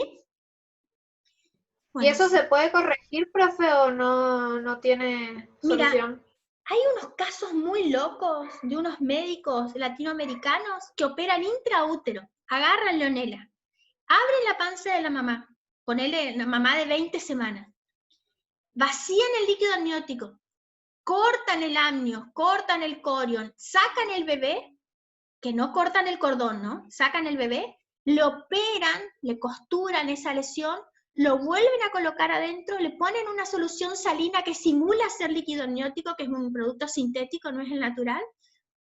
Vuelven a costurar todas las capas de músculo y de membrana y el bebé nace casi sin nada. Es lo nuevo que se hace. Y es muy avanzado porque cuando el bebé nace, los defectos colaterales que tiene son un montón. Yo ya te dije algunos. No tienen control de esfínter, no tienen movimiento de las piernas, no caminan, tienen un montón de limitaciones motrices, pero cuando lo ves operado de intraútero, esas limitaciones casi no aparecen. Entonces, lo súper nuevo que se está haciendo ahora. Obviamente, necesito un equipo multidisciplinario monstruoso porque son como 20, 25 cirujanos que están trabajando dentro de esa panza. Uno cuida a la mamá, la anestesia de la mamá, la anestesia del bebé. Los pasos siguientes que se van haciendo no es algo que se hace de rutina, ¿no es cierto? Es algo que se hace en centros muy importantes. Acá en Argentina se hace en el Hospital Austral. Pero la mayoría Se detecta, nace de cesárea y se opera después del nacimiento, o sea que tiene más secuelas que un niñito que no tiene. Entonces, vamos cerrando la clase, ¿les parece? ¿Qué son los defectos del tubo neural? Ay, eso está re bueno, profe. Ah, Sí, re lindo les tema, gusta a la ustedes hablar de verdad. malformaciones, Sí. ¿no? Bueno, vamos a hacer más cosas de malformaciones. Entonces, yo pregunto en el examen, ¿qué es un defecto de cierre de tubo neural? La respuesta que me tienen que dar que es un defecto congénito, porque aparece antes del nacimiento, de la columna y de la médula espinal. Esa es la respuesta. Entonces,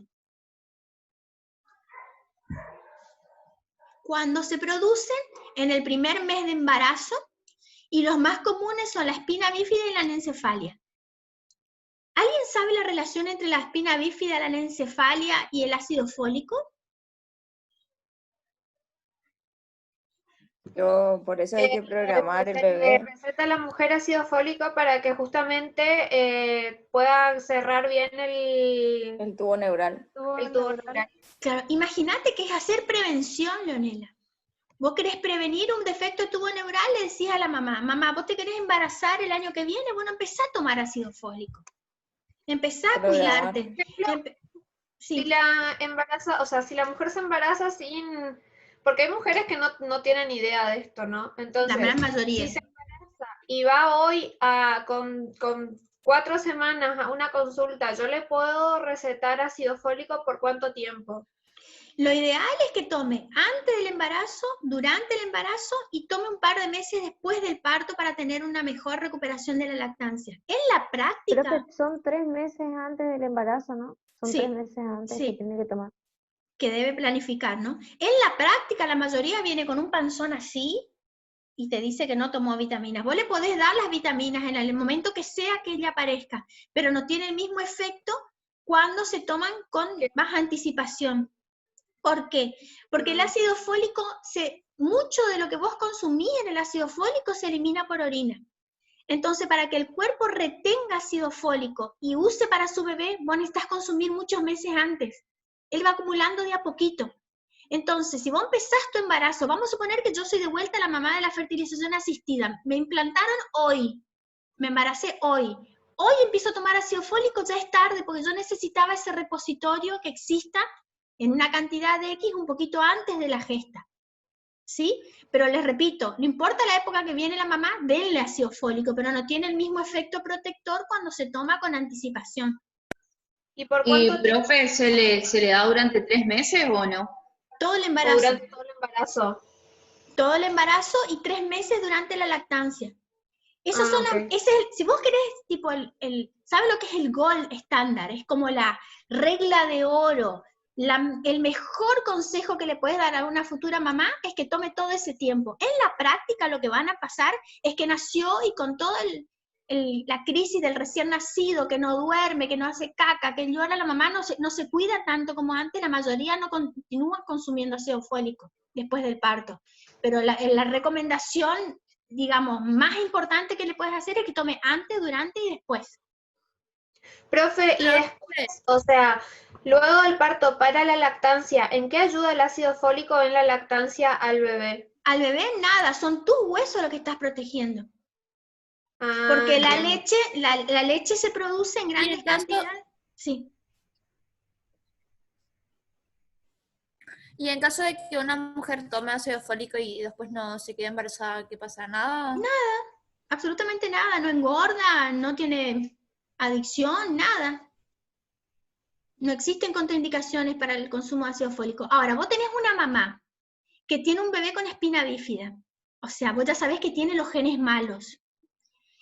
Para su próximo bebé, vos le decís que tiene que tomar antes. Encima de que tiene que tomar antes, cuando hay antecedentes de gestas previas con defectos de cierre del tubo neural, la cantidad de ácido fólico que se toma es doble dosis. Fisura labiopalatina, labio leporino, paladar hendido, error de cierre de tubo neural de cualquier tipo. Todos esos casos las mamás están obligadas a tomar una dosis más alta, porque ya se sabe que portan los genes malos que no saben hacer el tubo neural completo cerrado. ¿Se entiende? O sea, profe, en vez de tomar una por día como se le indica, tendría que tomar 2 veces. Toma 2 por día, sí. Pero les recuerdo, solo para los casos donde hay antecedentes de que tuvo gestas previas con errores de cierre, ¿sí? El resto de las mamás no necesitan tanta cantidad de dosis, con la dosis mínima es suficiente. Entonces, vamos a ver acá. Esto ya lo dije. Y bueno, acá vemos un poco de imágenes, ¿sí? No le podría haber puesto fotos, gente, pero no sé si hay personas que son sensibles. Yo trabajé muchos años en la morgue y trabajé en la morgue de pediatría. No me incomoda trabajar con cadáveres, no es algo que me quite el sueño, pero yo sé que hay gente que se incomoda mucho cuando ve malformaciones congénitas. Entonces le elegí dibujos, ¿sí? En este caso estamos viendo en el dibujo de la derecha un caso de anencefalia. Y en el de la izquierda, un error de cierre de tubo neural completo, una espina bífida que está todo abierto, sale todo el sistema nervioso por el agujerito, ¿sí? Estas son las causas y los riesgos, ya está todo lo que dijimos del ácido fólico, está acá.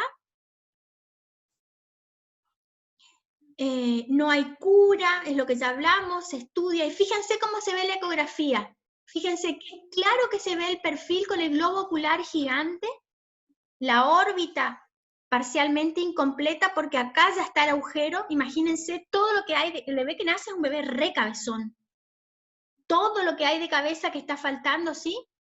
En este caso estamos viendo espina bífida, si no me equivoco. Acá fíjense cómo se ve el perfil del bebé, con este bulto, con este exceso de tejido que es justamente... Pero, profe, sí. Yo al tercer mes pido una ecografía. Yo ya voy a ver esto. Mucho antes podés ver. En 14 semanas, 16 semanas, sí, ya se ve. Porque hay todo como un cierre relámpago que son las vértebras y las costillas. O sea, la persona entrenada que te hace la ecografía te ve a 10 cuadras. ¿Sí? Te sabe diferenciar. Fíjense. O sea, profe, en la ecografía primer trimestre ya se ve. Sí. Hay casos en que son defectos muy pequeños que se detectan más tardíamente, pero un buen ecógrafo, que es un tipo entrenado, una persona, ¿no? Con un aparato bueno de los nuevos que hay ahora, lo puede detectar sin problema en el primer trimestre. Profe, y si en caso de que yo le diga a mi paciente, o sea, cuando me viene con la ecografía así, y tiene una anencefalia, por ejemplo, y yo se lo digo, o no se lo tengo que decir? Lo más probable, Leonela, es que haya un médico con vos. Porque acordate que el trabajo del licenciado es el parto normal, la gesta normal, los controles normales. Cuando hay alguna afección muy grave, como una anencefalia, estamos hablando de una mamá que tiene un bebé muerto adentro. Ella se siente que se mueve. En ese caso, si la madre quiere hacer un aborto, ¿lo puede hacer? Mira, la ley argentina contempla las únicas posibilidades de aborto legal son de una persona, por ejemplo, con síndrome de Down, que la violaron y se embarazó, y anencefalia. Son las únicas dos características que por ley están permitidas para interrumpir la gestación antes del parto. Lo que sucede la mayoría de las veces es que la mamá no quiere interrumpir. La mamá tiene como una... Esperanza. Sí, como una tristeza muy grande Apego, de que lo profe. poquito, claro, lo poco que le quede de vida lo quiere seguir sintiendo. Nacen, tienen un par de minutos que lo tienen UPA y fallecen. Pero hay de todos los tipos. Hay mamás que prefieren interrumpir y hay mamás que prefieren llegar al parto, pero emocionalmente hay todo un grupo de gente que tiene que acompañar a esa mamá, de psiquiatras y psicólogos, para que ella haga su duelo y logre planificar una futura gesta más adelante, no sé cuántos meses después de esto, pero que logre entender que no es culpa suya primero, y segundo que no tenía cómo evitar, y tercero que es una situación que no tiene otra salida, que lamentablemente hay que esperar que fallezca por sus propios medios o interrumpir, ¿sí?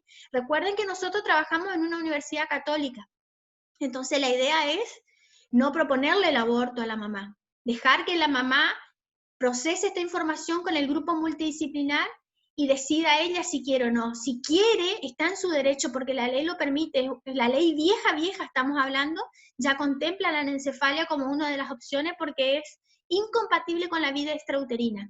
La doble ausencia de riñón es otra característica que también se puede abortar, y hay otras más graves. No ¿Cómo? sé, yo lo veo, por ejemplo, que si a mí me pasara algo así, Dios no lo permita, a mí no me gustaría seguir y pasar, o sea, enterarme al mes y medio, 2 meses y pasar hasta los 9 meses sabiendo que se me va a morir a los 2 segundos que nazca, no, ni en pedo. Y bueno, pero una cosa es decirlo cuando estás así en una clase conmigo, relajado, otra cosa es tenerlo en tu panza, ¿entendés? Entonces, es muy difícil que vos te pongas en la situación del paciente, aunque quieras, poner que es una persona de tu familia tu paciente, ni así vas a lograr sentir lo que esa persona siente en ese momento y lo que le lleva a tomar las decisiones, ¿sí? Vos acordate que esa persona piensa en su nivel económico, en su nivel social, si está en pareja, si está sola, si tiene otros hijos, qué le van a decir, qué le van a preguntar cuando le vean sin la panza, cómo se llama tu bebé, cuándo nació. O sea, hay un montonazo de cosas que la mamá analiza en ese momento de decidir si interrumpe o no, ¿viste? No nos podemos poner en el lugar de... Profe, tengo otra duda. Esperen que se me Un cayó el embrión, auricular. digamos, tenga... ¿El qué, perdón? ¿Me decís otra vez? Un embrión, digamos, que tenga 5 semanas de gestación. Ujú. Puede, o sea, morir así tipo de la nada, si la mamá Sí, se cuida bien, no hace nada. sí. Es lo que Pero ¿cuáles son hablábamos las... hoy, era lo que hablábamos hoy de que somos la especie menos eficiente, ¿viste? Hay casos de embarazo múltiple que se muere un gemelo y el otro queda vivo al lado. La pérdida gestacional en humanos es un trabajo súper complicado de determinar porque puede ser una anomalía de una mutación de punto allá en el ADN perdido, ponerle que era un gen que controlaba la hemoglobina y ese bebé tiene una hemoglobina poco eficiente y muere. Es muy difícil en las gestas que no tienen riesgo determinar por qué falleció un bebé. ¿Sí? Bueno, cuéntenme, ¿qué otras preguntas tienen? Compartir pantalla. Yo le Profe. pregunto, profe, porque hay un caso que por ahí les puede servir a mis compañeros, ¿no? Ujú. Que tengo una amiga que, o sea, se hizo el test y le dio positivo el test. Sí. Bueno, fue a hacerse la ecografía y la ecografía acá en mi pueblo le dijeron que estaba de 5 semanas. Bueno, empezamos a sacar la edad gestacional y más o menos no coincidía la semana, o sea, no coincidía con el cálculo y la ecografía. Bueno, nos quedamos con 5 semanas. Entonces, ella se fue, decidió después de un mes cambiar de doctor, después de un mes, digamos, después de 4 semanas, ese bebé ya debería tener 9 semanas, y fue a otro doctor y le hicieron la ecografía y el bebé no se movía, ni nada, o sea, no había movimiento, no había latidos fetales, y le hicieron la ecografía y ella todavía no estaba de 5 semanas, o sea que le hicieron o re mal la ecografía acá en mi pueblo, o el bebé está muerto y todavía no hay latidos porque si es de 5 semanas hay que esperar unas semanas más para escuchar los latidos. Entonces Mira, están ahí como que no saben nada. la situación es re complicada. Vos no podías haber planteado un peor caso, porque todo lo más difícil que existe lo acabas de plantear, ¿entendés? Cuando un bebé viene mal, cuando un bebé viene con un desarrollo mal porque tiene un problema en los cromosomas o en los genes, generalmente no coincide la semana con la fecha de la última menstruación. Eso es re común. Y es un indicador de que ese bebé ya tiene algo intrínseco, ¿entendés? No es algo de la mamá que es saludable o no. Es algo propio de su receta con la que a él lo fecundaron y le tiene que convertirse en bracito, piernita, riñón, hígado, etcétera, que ya viene mal. Por eso las semanas gestacionales no coinciden. Lo más probable, si no hay latidos, es que no haya más latido, porque con 5 semanas se tiene que escuchar. Aparte, no se escucha latido, se ve como un tejido que pulsa, ¿entendés? Que vos sabés que es el corazón que está latiendo. A mí personalmente me pasó 4 veces. Yo soy una persona súper saludable. Encima le hicieron una ecografía vaginal. Yo creo que ahí con más razón se debería escuchar o ver algún movimiento o algo así. Sí. A mí me Entonces, parece que ¿cómo lo que mejor que puede hacer ella, Talía, es venirse a un centro de mayor complejidad, venirse a tratar a posadas, que le haga una persona idónea, no por desmerecer a la gente del interior, es que a veces la gente del interior tiene pocos casos difíciles, entonces está poco entrenado en resolver problemas. A veces la gente del interior tiene equipos muy viejos, ¿entendés? Ajá, ¿y qué pasa si está muerto ese bebé y ella sigue con el bebé ahí? Puedes esperar un No le montón de dicen nada. tiempo.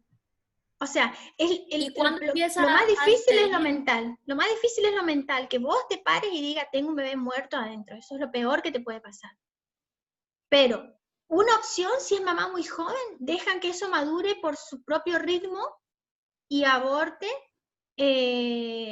naturalmente. O sea, empiezas a tener pérdidas, empiezas a tener dolores y un buen día te levantás y es como que te indispusiste. ¿Y La después otra, de si la cuánto tiempo mamá, puede pasar? a veces demoran hasta 4 o 5 semanas en entrar en ese proceso. Es re complicado mentalmente para una mamá estar así. Es horrible, es lo peor que te puede pasar. La Y bueno, mayoría ¿y de le los dijeron casos no eso, quiere profe? esperar. Ujú. Claro, le dijeron eso, que no saben de qué semana de gestación está porque ella era irregular, entonces no se sabe si se embarazó en junio o si se embarazó en julio, pero su última fecha de menstruación fue en junio, lo que equivale a que ya debería estar de 9 semanas. Claro. Depende de la actitud de la mamá. La mamá, te digo, no la mamá de la chica, sino de la chica. Ella puede optar por pedir un tratamiento que ayude a expulsar con mayor velocidad, ¿entendés? Pero eso tiene muchas contraindicaciones, porque si es muy jovencita y estaba buscando ponerle embarazarse y quiere tener un bebé pronto otra vez, estos medicamentos dejan secuelas en el cuello del útero y en otros lugares, ¿entendés? Ni te digo si te hacen un legrado, que es un raspaje, que es un proceso mecánico de extracción de ese feto muerto, ¿entendés? Entonces, la situación es súper compleja, te repito, no podías haber planteado la peor situación, porque es joven, porque no tiene antecedentes, porque no sabe si el latido todavía no apareció, si nunca va a latir, si tiene que esperar 4 o 5 semanas, si se puede interrumpir ya. Lo ideal sería Entonces, que es ella probable venga. que esté muerta. Lo ideal es que venga y que se haga ver en un centro de mayor complejidad, ¿entendés? Acá en Posada hay excelentes lugares, te puedo mencionar si vos querés, pero que venga y que se haga en un lugar que tenga contención emocional primero, y segundo, que no le den falsas esperanzas de que esto va a cambiar, en el caso que fuera irreversible, ¿no es cierto? A mi Después cuñada le contanos. pasó que ella estaba de 2 meses, creo, y se murió el bebé, no sé ni cómo, y le dieron pastillas para el aborto. Claro, pero ella está más avanzado, Leonela, 2 meses es un bebé grande. En lo de Talía, si está de 5 semanas, es un bebé muy pequeño, para expulsar no es tan complicado. Cuando más avanzado el embarazo, más el riesgo de que vos tengas una infección o un problema. Entonces te terminan haciendo cesárea en algunos casos. Ponele, hay mamá de 9 meses, le pasó a esta chica que no me sale el nombre, que tiene un programa infantil, que está en la tele, que el bebé se murió 2 semanas antes de la fecha de parto. Y te tenés que Panam, hacer profe. Panam, y te tenés que hacer una super cesárea y te tenés que recuperar sola de la cesárea y tú tenés leche. O sea, es muy complicado. La pérdida gestacional es lo más complicado de manejar emocionalmente y desde el punto de vista de esa mamá, de qué es lo que está sintiendo y cómo lo lleva, ¿no? Yo tengo una conocida que ella tiene problemas renales y que se quedó embarazada y no sabía que estaba embarazada. Llegó al hospital haciendo un cólico renal, según los doctores, y había sido que estaba haciendo el trabajo de parto y le dieron medicamentos para controlar el cólico renal y lo mataron a su bebé en el hospital. Dios O sea, mío. son cosas que acá en el interior se reven. No, sí, yo sé, y todo lo que no te enterás, no tenés idea de todas las cosas que no terminás sabiendo.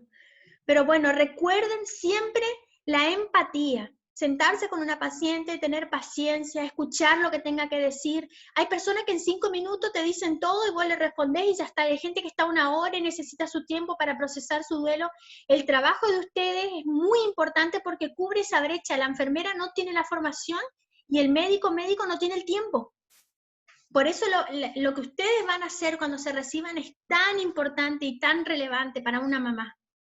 ¿Sí? Hablemos de casos extremos como feto muerto retenido o casos menos graves, por ejemplo, que nace con una malformación facial o sin un bracito, sin una piernita. En todos los casos, el desempeño del licenciado en obstetricia es relevante porque va a acompañar ese proceso de la manera que sea que tenga que terminar, para que esa mamá tenga la fuerza suficiente de volver a intentar gestar otra vez, con los miedos que eso conlleva, haber pasado por una situación tan difícil y no querer que se repita. ¿Sí? ¿Alguna Profe, pregunta de la clase? Digan. sí, yéndonos a la etapa de la implantación y eso, a las mujeres que les falta progesterona, digamos, ¿suelen ser eficientes la toma de las pastillas de progesterona? ¿O Re. es complicado igual? No. Está súper indicado. Generalmente cuando vos tenés amenaza de parto, lo primero que te dan es progesterona. Reposo y progesterona. Y Sertal, Claro, que es para porque que no haya movimientos uterinos. generalmente es como casi una manera de esterilidad, digamos, porque si le falta, no tiene casi nada, no hay manera de que retenga, sí o sí tiene que tomar las pastillas. Mira, la verdad no sé, porque la progesterona es una hormona que se secreta solo en grandes cantidades durante el embarazo, o sea que vos podés no tener nada, pero te embarazás y empezás a producir naturalmente. No sé, como característica de la infertilidad, la progesterona, la verdad tendría que leer, Natalia, no sé. Eso mucho no sé. Podemos No sé, investigar para porque la próxima clase. dale, sí. Porque Profe, es lo primero que usa, digamos, el bebé mientras que no tiene la placenta. Claro, exactamente. ¿Sí? ¿Quién más quería preguntar algo? yo vio que usted dijo que cuando la mórula no es muy compacta, bueno, se pueden dar los embarazos gemelares y eso. ¿Y cómo se da cuando vio que dicen de que un gemelo se come a otro? Esos ya son casos más extremos en relación a que son dos bebés separados, pero cuando van nadando por la trompa y llegan al útero se implantan muy juntos. Y al implantarse juntos o se pueden fusionar en un único bebé o puede uno estar por Los encima del siameses, otro. profe, por Los ejemplo. siameses, por ejemplo, sí, los siameses serían un ejemplo. Pero esos son defectos más finales del desarrollo, cuando la mórula ya está compactada, no son iniciales como los gemelos que nacen naturalmente. No estamos hablando de gemelos de in vitro, gemelos naturales, ¿no? Esos son por la mórula que no está compactada. ¿Alguien más? ¿Alguna pregunta? Piensen un poquito. Si yo les tomo parcialito de error de cierre de tubo neural, ¿tienen alguna duda para la semana que viene? Recuerden que tenemos 7 días y estamos en el grupo. Si cualquiera tiene alguna duda, puede llamar, preguntar. Yo les voy a pasar ahora por WhatsApp el capítulo del libro que tienen que leer y entiendan la importancia. Es re frecuente el error de cierre de tubo neural. No existe un licenciado en obstetricia que no le vaya a pasar. Entonces tienen que estar preparados y pensar en todas las opciones y cómo explicar eso en forma sencilla, ¿sí? Cómo Profe, entenderlo. por las dudas, el tema del libro, ¿en qué quedó lo del PDF? No lo conseguí, ay, me reolvidé. No lo conseguí, pero ustedes por el grupo me pasaron a otro y yo les dije que sí servía también. ¿Recuerdan? El Clarkson lo tengo, les puedo pasar, pero el Moore es el que no conseguí. Noelia había mandado, pero que tipo que ella se iba a comprar, creo, no es que mandó Bueno, yo les subo uno ahora, un les PDF. subo el link al WhatsApp. Hay una librería en Posadas que tiene la 8ª edición, porque yo averigüé y como no tenía la 9ª, no sé si por ahí sirve. Sí, sirve, Pero Profe, sirve.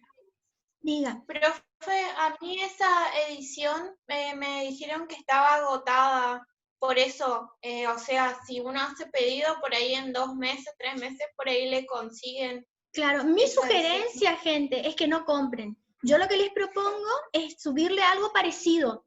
No sé si igual de bueno, pero parecido. Para el final ustedes se van a la biblioteca, sacan el libro y estudian del libro. Pero ahora para los parciales les subo algo medianamente similar que cubra con las expectativas y nos permita ir avanzando en las clases. ¿Les parece? Les voy a subir el Carson. ¿Está bien? ¿Alguna otra pregunta? Profe, aprovecho para preguntar lo del tema del horario, si no tienen problemas para cambiar a las 10. Mira, yo te voy a ¿no? contar, Natalia, nosotros teníamos la clase a las 10 y 2 días antes que empiecen las clases, el viernes previo a que empiecen las clases, cambiaron.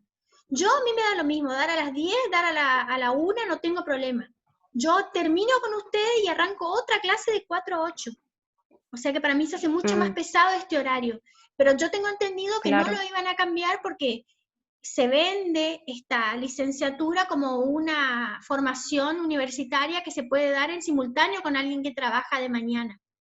Pero hablen con Paulita Gómez, lo que ustedes pónganse de acuerdo entre ustedes.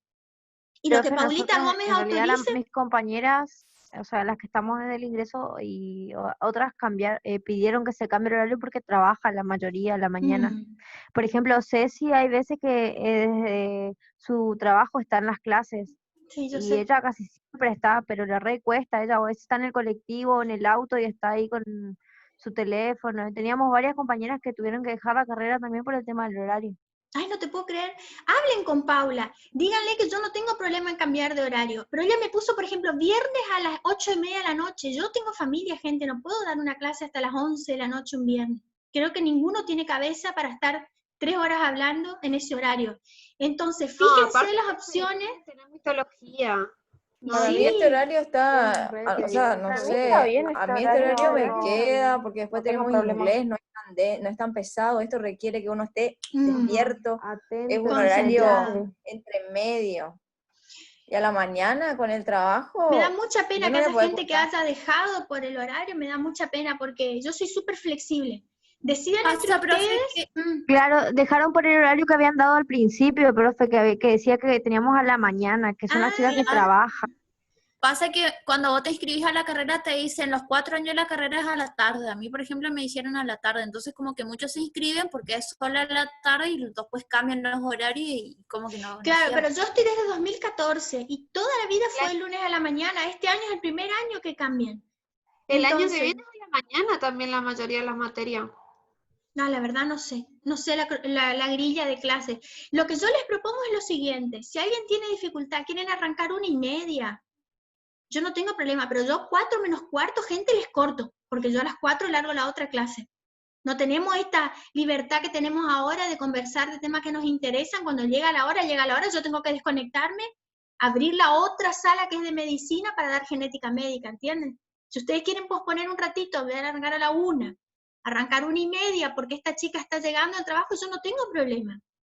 Pero más que eso, en este horario no les puedo dar porque es imposible cambiar la otra materia. ¿Está bien? Así que háblenlo entre ustedes y fíjense si hay una propuesta mejor, yo me adapto, no tengo problema. ¿Les parece? Sí, profe. Disculpe, Natalia, esta compañera nueva, ¿ella está en el grupo? ¿En el grupo de WhatsApp? Porque Sí, hoy como las chicas no saben- A mí me agregaron hoy. Sí, pedí. Me agregaron. Buenísimo. Bueno, buenísimo entonces. Preparen errores de cierre de tubo neural para el parcialito, ¿sí? Igual que la clase de hoy, 1 menos cuarto, se conectan, rinden el parcialito y después largamos la clase. ¿Está bien? Sí, profe. Sí, profe. Bueno, mis amores. Dale, profe. Lunes que viene nos vemos. Bueno, profe. Gracias. Hasta luego. Chao, profe. Bueno, pues buena semana. Gracias. Gracias, profe. Nos vemos. Nos vemos.